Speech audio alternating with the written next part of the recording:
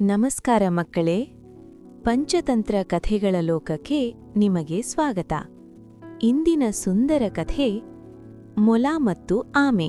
ಒಂದು ಸುಂದರ ಕಾಡಿನಲ್ಲಿ ಒಂದು ವೇಗವಾದ ಮೊಲ ವಾಸಿಸುತ್ತಿತ್ತು.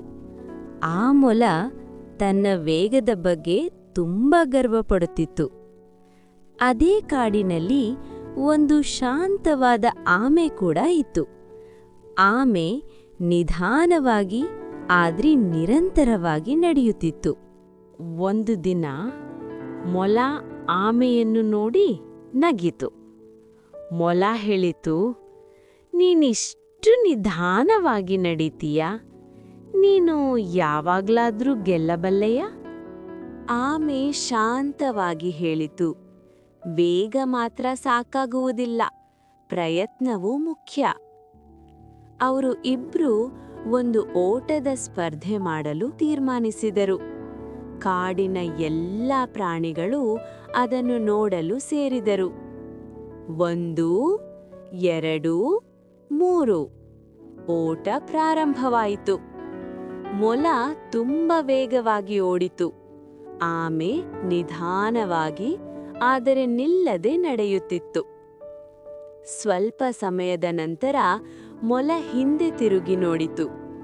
ಆಮೆ ಬಹಳ ದೂರದಲ್ಲಿತ್ತು. ಮೊಲ ಯೋಚಿಸಿತು, ನಾನು ಸ್ವಲ್ಪ ವಿಶ್ರಾಂತಿ ತೆಗೆದುಕೊಂಡ್ರೂ ನನಗೆ ಗೆಲುವು ಖಚಿತ.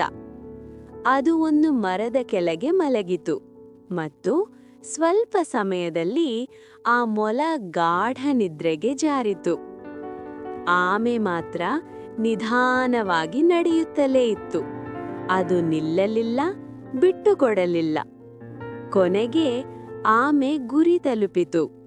ಕಾಡಿನ ಎಲ್ಲ ಪ್ರಾಣಿಗಳು ಆಮೆಗೆ ಚಪ್ಪಾಳೆ ಹೊಡೆದವು. ಸ್ವಲ್ಪ ಸಮಯದ ನಂತರ ಮೊಲ ಎದ್ದು ನೋಡಿತು, ಆದರೆ ಆಗಾಗಲೇ ತಡವಾಗಿತ್ತು. ಮಕ್ಕಳೇ, ಈ ಕಥೆಯಿಂದ ನಮಗೆ ಒಂದು ಮುಖ್ಯ ಪಾಠ ಸಿಗುತ್ತದೆ.